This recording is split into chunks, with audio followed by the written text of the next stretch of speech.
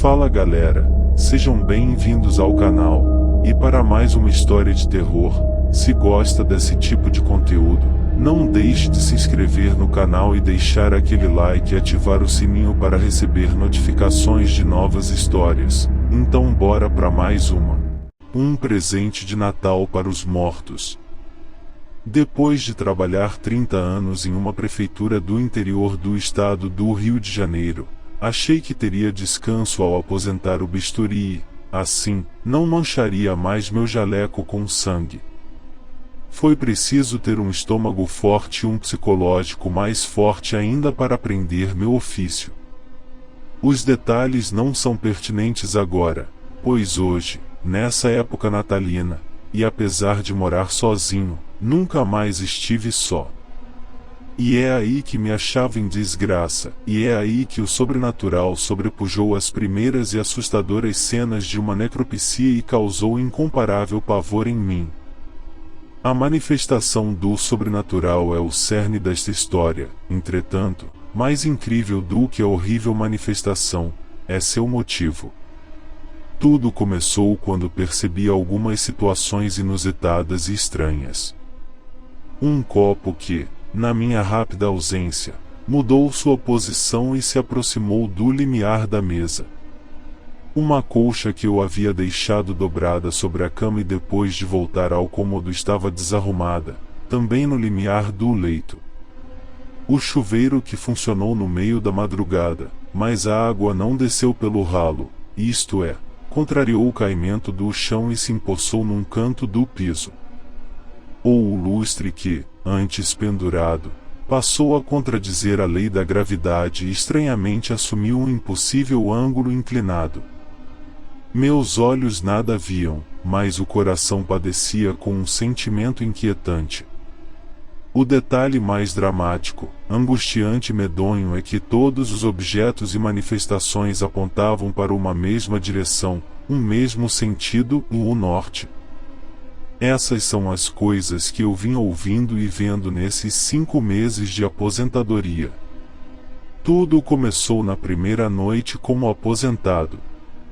À tarde, abracei meus colegas, despedindo-me de todos.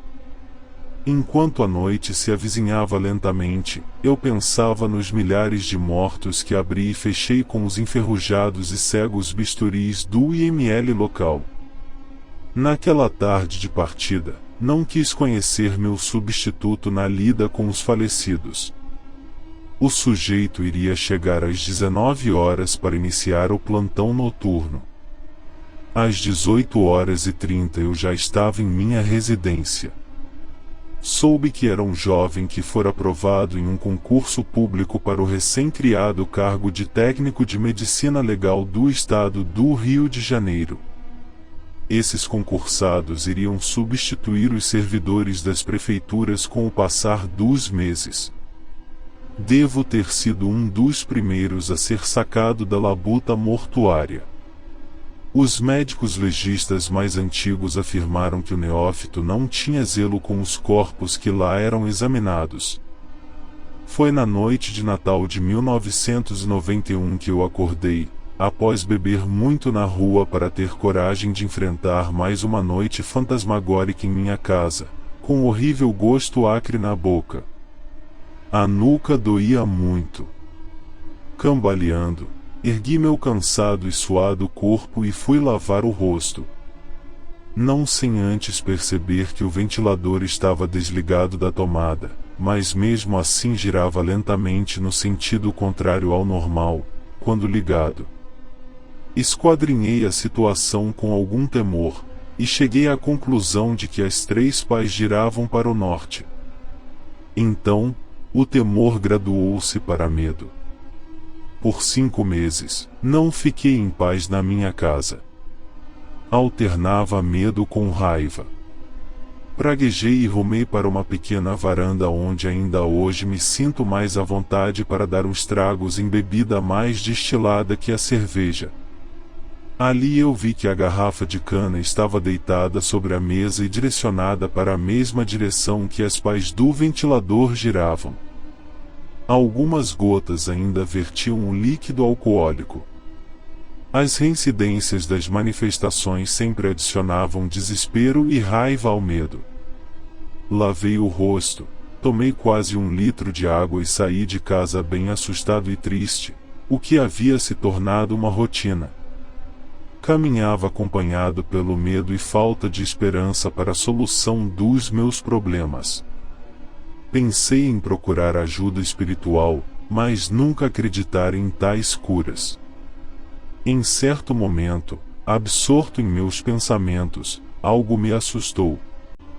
Era uma placa que informava aos motoristas que mais adiante teriam acesso à BR-101 Norte. Senti um espasmo de horror e minha dolorida nuca se arrepiou quando vi que um dos arames da placa se rompera e ela deslizara alguns centímetros no poste, tendo a seta indicativa sido desviada em direção a um prédio velho. Imediatamente, associei a placa ao IML. Por muitos anos, via quando me dirigia para o serviço no necrotério.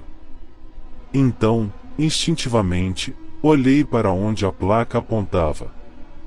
E nesses 5 meses afastado, nada vi de diferente. Lá estava o mesmo prédio velho e surrado. Lá estava o IML local. Eu caminhara sorumbático e não percebera que estava perto do necrotério. A decisão de não voltar lá ainda estava em vigor. Apesar de ter amigos lá, não achei prudente regressar ao setor, pois eu não aceitara a sumária aposentadoria. Ou me aposentava ou iria trabalhar com papéis na prefeitura. À época, preferia a aposentadoria. Disse para mim mesmo que seguiria caminhando a esmo, a fim de me distanciar das ocorrências sobrenaturais que rondavam minha casa. Entretanto, uma movimentação estranha no local me deixou curioso. Vários repórteres, muitas viaturas policiais, uma multidão entupia o lugar. Havia uma espécie de cinturão de proteção no qual os policiais militares isolavam o local para que as pessoas não entrassem no IML. Sendo a cidade pequena, o alarido logo ganhou notoriedade para os munícipes. Contrariando o que já estava decidido, resolvi me aproximar para saber o que estava acontecendo. Um dos repórteres me conheceu e perguntou o que havia acontecido. Eu disse que não sabia, pois estava chegando naquele exato momento. Embrenhei-me na multidão e consegui chegar à porta principal da qual entrei e saí por muitos e muitos anos da minha vida e que, quando da aposentadoria, julguei nunca mais cruzar. Um dos PMS me advertiu para que não tentasse entrar no local. Eu assenti e fiquei parado apenas olhando a movimentação. Um homem de terno andava de um lado para o outro. 2 detetives conversavam. Havia alguns policiais militares lá dentro também. E consegui ver também um perito legista, o Dr. Moriguchi, que era um grande amigo. Ele estava sentado com a cabeça enterrada nas mãos. Parecia lamentar algo. Subitamente, sofri um forte esbarrão nas costas. Surpreso, vi que era o diretor do IML, o outro perito legista com quem também possuía grande amizade. Seu nome era Eliseu. Ele estava tão apressado que nem havia me visto. O diretor passou pelos militares da entrada e foi conversar com o homem de terno. Depois foi ter com um médico que parecia extremamente desolado. Em seguida entrou no corredor que conduzia à sala de necropsia. Posteriormente regressou e com ele apareceram 2 peritos criminais. Achei bastante estranho, pois peritos criminais e sala necropsia não era uma combinação que vi muitas vezes. Havia um grupo de pessoas que gritava palavras ofensivas. Alguns outros falavam que em pleno Natal não poderiam sepultar seu parente. E criticavam a polícia com um sem número de palavrões. Elas reclamavam a entrega de um cadáver. O doutor Eliseu voltou-se para a primeira linha da multidão onde nós, eu e as pessoas que reclamavam da demora da entrega do corpo, estávamos e olhou com o rosto inexpressivo. Quando me viu, arregalou os olhos e veio ao meu encontro.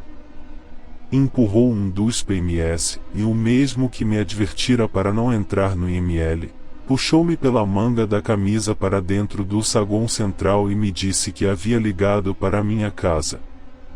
Eu informei que havia saído desde cedo. O médico me levou para uma sala e disse chiando como um asmático: "Preciso de sua ajuda. Não há ninguém para dissecar 2 corpos", e ele revelou com os olhos bem abertos. "Estou percebendo, doutor. A família está indomita lá fora. Olhe, Francisco, estou com um problema daqueles. É algo inacreditável. Conte, doutor Eliseu. Ultimamente, ando acreditando no inacreditável. Venha comigo." Saímos da sala e seguimos para o corredor que conduzia à sala de necropsia. No caminho ele parou e falou com o sujeito que trajava o terno cinza. Depois me apresentou, era o delegado de polícia da cidade. Então, o delegado falou discretamente ao meu ouvido: "Contamos com sua ajuda, senhor." Eu assenti ante a seriedade com a qual ele se pronunciara. Pela segunda vez senti um calafrio quando caminhei em direção àquela sala de necropsia. A primeira vez fora quando debutara no serviço fúnebre. No decurso de 5 meses, tal qual a fachada da construção, nada havia mudado. Paredes bolorentas, piso danificado e pouca iluminação. A antecâmara do terror, eu apelidara aquele corredor. Na soleira da porta imediatamente anterior à dita sala, o doutor Eliseu me revelou o ocorrido. O fato é que o morto matou o vivo. Alfredo, o técnico de medicina legal novato, estava lavando um defunto, parente dessa grande família que está aí fora, e a rigidez cadavérica era tamanha que os dedos do cadáver estavam extremamente retesados. Num movimento infeliz, 2 dedos do morto engancharam no guarda-mato do revólver que estava num coldre do tipo semiaberto do novato e, para não sujar a arma de sangue, ele não quis segurá-la com as mãos, pois naquele momento vestia luvas e estas estavam ensanguentadas. Assim, o garoto tentou se desvencilhar com algum movimento mais brusco. Achamos que Alfredo calculou que os dedos do falecido estavam presos no coldre, mas por fora e não na parte exposta, onde se localiza o guarda-mato e o gatilho. Eu falei para esse moleque não usar a arma enquanto trabalhasse na dissecação dos corpos. Resumo da história: a arma disparou e atingiu a femoral do novato que sangrou até morrer. O legista de plantão alega que alguém o trancou no alojamento pelo lado de fora. A perícia comprovou que um barrote fora colocado entre a porta e a parede, impedindo que o perito saísse para saber a causa do tiro e para ver se alguém havia se machucado. Ele abriu a porta e eu vi os cadáveres. O novato estava arriado no chão, perto da mesa de necropsia. Seu corpo estava encoberto por uma penumbra, mas vi seu rosto que refletia a imagem de algo horrivelmente sobrenatural. O outro defunto estava deitado de barriga para cima, nu e descalço. Suas mãos estavam cruzadas sobre o peito. O que os peritos criminais falaram? Perguntei curioso. Estavam com tanto nojo do local que nem examinaram com argúcia toda a área. Meu Deus! Falei com profunda sinceridade e incredulidade. Eu sei, e confessou o diretor, é realmente incrível uma coincidência dessas. Não falo disso, doutor Eliseu. Falo daquelas pegadas ensanguentadas que estão quase imperceptíveis junto às paredes. Veja, e o homem girou o próprio corpo, espantado. Elas vão do primeiro falecido, e o que a família aguarda lá fora, em até o alojamento e, depois, em alguns momentos, se sobrepõem, como se fosse um caminho de volta. Pai do céu! Meus olhos não estão vendo isso. O diretor do IML coçou a cabeça, olhou para os lados e disse: os peritos já vistoriaram e liberaram o local. Assim, peço que você limpe as pegadas. Conversei com o delegado e você será reconduzido ao cargo de auxiliar municipal de necropsia, mas a aposentadoria é definitiva. Daremos uma ajuda de custo a você. A capital não tem outro técnico para enviar à nossa cidade. E você sabe, esse é um serviço tão digno e essencial quanto qualquer outro. Francisco, preciso que você trabalhe nesses 2 corpos. Eu assinarei o laudo. Comece pelo desnudo porque os parentes estão a ponto de invadir isso aqui. Depois examinaremos o corpo de Alfredo e vamos procurar o projétil que supostamente o matou. A família dele está chegando da capital. O que acha? Tem interesse? O médico temeu minha resposta.